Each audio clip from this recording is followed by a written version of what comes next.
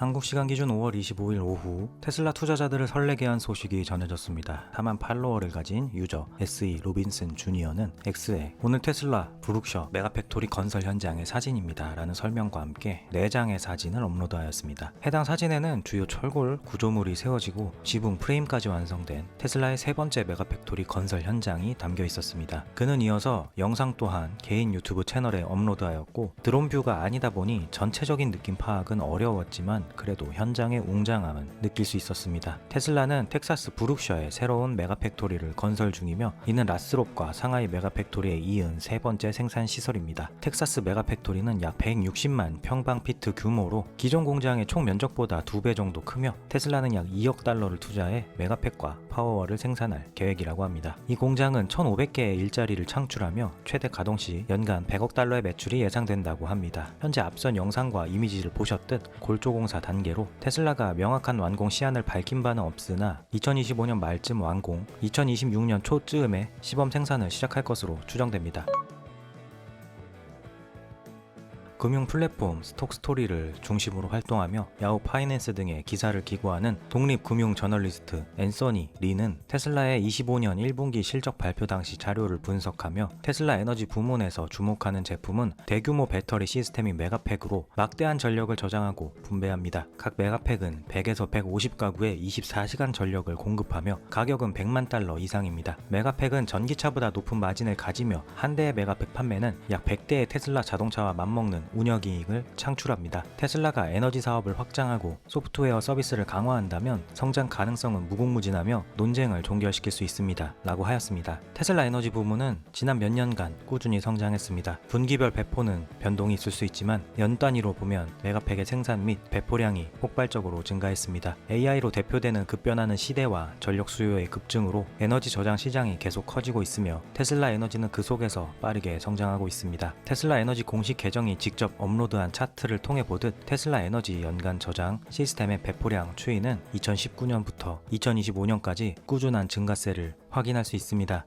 특히 2023년과 2024년 연간 배포량 증가율은 각각 50% 이상으로 에너지 저장 수요가 급증했음을 보여줍니다. 게다가 2025년 1분기 데이터만으로도 약 10GWh를 기록하였기에 연간 40GWh를 상회할 가능성이 높습니다. 얼라이드 마켓 리서치는 글로벌 에너지 저장 시스템 시장이 2021년 1,885억 달러에서 2030년 4,354억 달러로 연평균 8.3% 성장할 것으로 전망하며 이는 재생에너지 통합과 전기차 채택 증가, AI 기반 전력 수요 급증에 기인한다고 분석한 바 있습니다. 이렇듯 테슬라 장기 투자자들은 메가팩토리 관련 소식에 설렐 수밖에 없습니다. 메가팩 사업은 테슬라의 효자 상품이며 장기 투자 여정에서 분기마다 희망을 주는 원동력이기 때문입니다. 유저 션 오트먼은 어느덧 테슬라의 세 번째 메가팩 공장이 만들어지고 있군요. 완공 후 본격 가동되면 300억 달러 매출에 25% 마진으로 75억 달러 이익을 낼 겁니다. 그리고 이게 끝일 거라 생각하시나요? 당연히 아니죠. 곧 독일에도 이런 공장이 생길 겁니다. 그리고 인도, 인도네시아 등등에서도요. 라고 하였고 또 다른 유저는 만약 테슬라가 연간 100억 달러를 달성한다면 이제 자동차만 다루는 회사가 아니게 됩니다. 에너지 저장과 클린 에너지 전환에서 중요한 역할을 맡으며 큰 플레이어로 자리 잡고 있는 셈이죠. 앞으로 어떻게 될지 정말 기대됩니다. 라며 끝없이 성장할 테슬라 에너지 사업을 낙관하였습니다.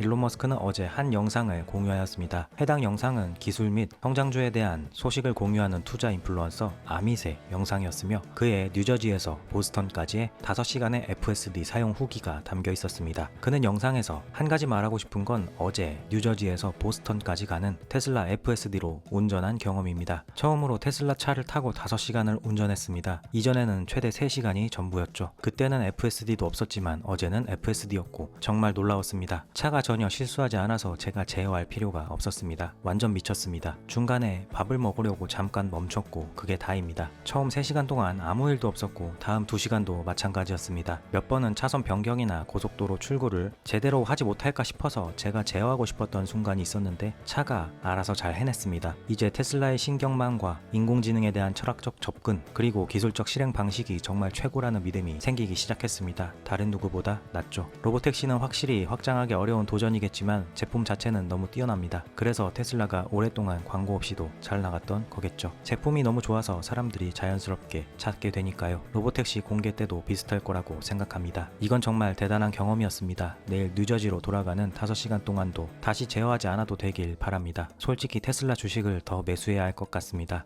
최근 실적이 안 좋다는 건 알지만 그래도 더 갖고 싶네요 라고 하였습니다. 영상에서 아밋은 뉴저지에서 보스턴까지 5시간 동안 FSD로 운전하며 단 한 번도 개입하지 않았다고 밝혔는데, 이는 머스크가 주장하는 운전자 감독 없는 FSD의 가능성을 뒷받침하는 사례이기에 그가 이 영상을 재게시한 이유일 것입니다. 또한 FSD 기술이 여전히 2단계 ADAS 수준에 머물러 있고 주행당 거리 이탈 횟수 개선이 더디다는 근거 없는 레거시 미디어발 비판은 이런 영상들 앞에서 무력해질 것입니다. 유저 아담 로이즈는 사람들은 FSD와 테슬라 옵티머스 덕분에 앞으로 10년 동안 사회가 얼마나 급진적으로 변할지 이해 못하는 것 같습니다. 생산성이 급격히 증가하면서 기하급수적인 성장이 이루어질 거라는 이야기죠 라며 FSD로 만들어질 미래를 낙관하였으며, 유저 매트리아크는 정말 완벽해 보이네요. 호주에서도 빨리 이용하고 싶습니다. 저는 매주 빅토리아주에서 뉴 사우스 웨일주 시드니까지 반복적으로 운전할 예정인데 FSD를 사용한다면 매주 13시간을 절약할 수 있을 것입니다 라면서 호주에서 장거리 FSD 사용을 기대하였습니다.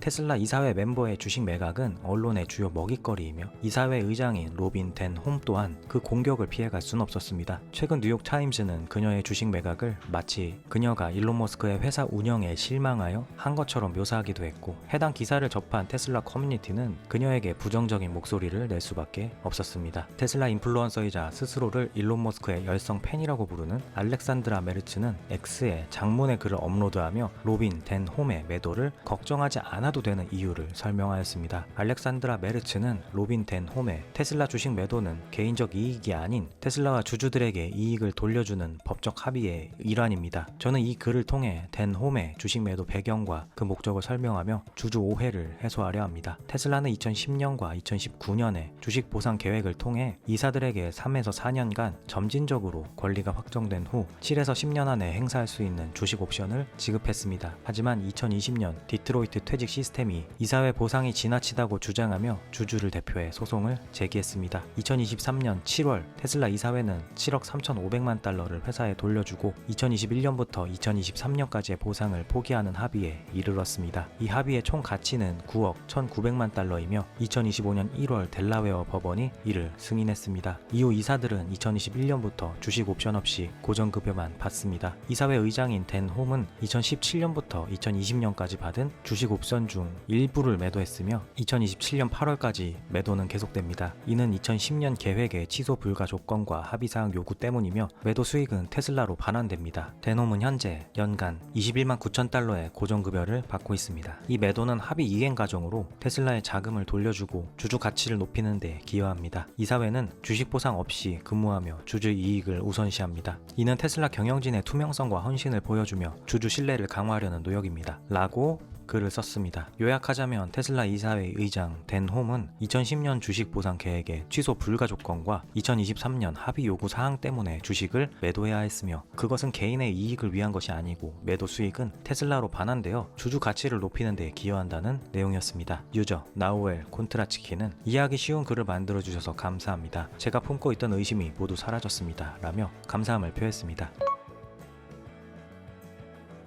예전 영상에서 전해드렸던 모델 X 리프레시 차량이 캘리포니아 몬테레이에서 다시 목격되었습니다. 전면 범퍼 카메라, 상하이산 빙하블루를 연상시키는 연한 파란색의 외관, 새로운 휠이 고화질로 포착되었고 이젠 가리려는 노력도 하지 않았습니다. 다만 실내는 담요 비슷한 것으로 가려놓은 것으로 보아 어느 정도 변화가 있는 듯합니다. 어떤 변화가 있을지 너무나 궁금합니다. 유저 테슬라 클럽 LA는 새로운 색상 그리고 바퀴는 멋지긴 하네요. 다만 전면 하단 카메라만으론 판매를 늘리기에 부족합니다. 모델 X의 본질을 유지하면서도 진지한 업데이트가 필요합니다. 모델 S처럼 말입니다. 전면은 사이버 스타일의 일자형 조명, 뒷면엔 모델 Y의 스타일의 간접 조명을 보고 싶습니다. AI5 탑재도 멋질 것 같습니다 라며 현재 변화에 대해 아쉬워하였습니다. 유저 카르니는 스티어 바이 와이어, 앞뒤 성숙한 조명 디자인, 모델 Y처럼 더 공격적인 외형이 좋을 것 같고 지금의 달걀 같은 둥글둥글한 모양을 줄였으면 좋겠습니다. 요즘 다들 실내 LED를 넣는데 제 사이버 트럭에 얇은 LED 보기가 마음에 듭니다. 모델 X에도 들어갈 거라 생각하지만 저는 크겐 상관없습니다. 가능성은 낮겠지만 외관 변화도 보고 싶습니다. 라고 하였습니다. 그럼 오늘 영상은 여기까지 하겠습니다. 저는 다음 영상에서 찾아뵙겠습니다. 시청해주셔서 감사합니다.